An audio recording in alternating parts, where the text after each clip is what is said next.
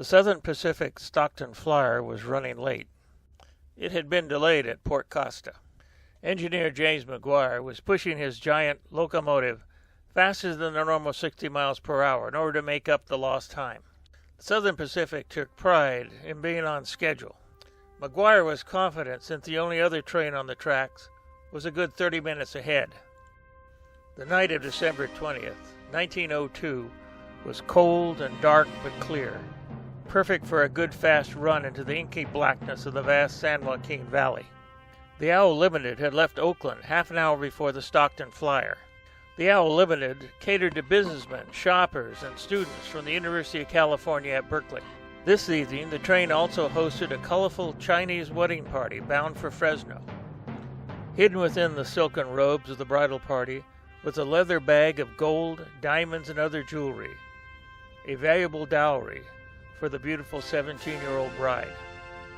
After passing Cornwall Station west of Antioch, the Owl Limited swung south and headed for the Central Valley.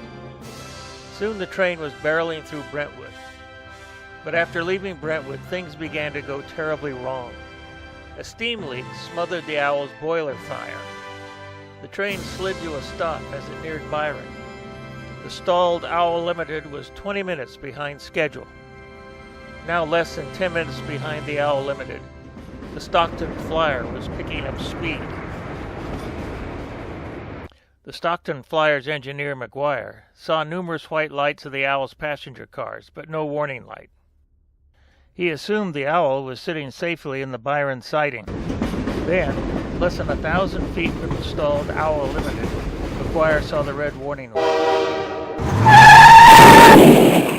The rear car was crushed like a giant accordion. After the grinding crash, the screams began. 9 of the first 10 dead, cut out of the wreckage, were crushed beyond recognition. The resort at nearby Byron Hot Springs was quickly turned into a hospital. The people of Byron rushed in to help. Volunteers pulled people out of the wreckage. As best they could, the citizens of Byron tended to the dying. Eventually, an emergency train arrived from Oakland. The most seriously hurt were loaded onto the train and rushed to the Southern Pacific Hospital in San Francisco. Contra Costa Sheriff R.R. Veal was on the Stockton Flyer. The sheriff had to organize men from the flyer to stop the looting of bodies. 28 people died. The entire Chinese wedding party was killed. Henry Curry, the coroner, brought 12 bodies to a temporary morgue in Martinez. Various inquiries concluded that both trains failed to exercise the necessary care.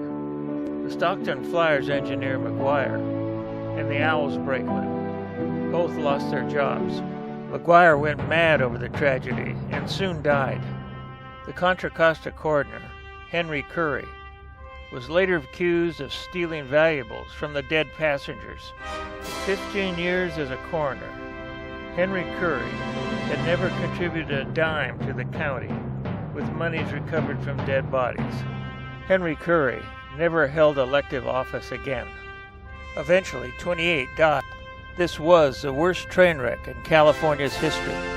The Byron disaster and similar tragedies stimulated national legislation that improved train safety. For California, the survivors, and the families of the victims, this was a moment in history.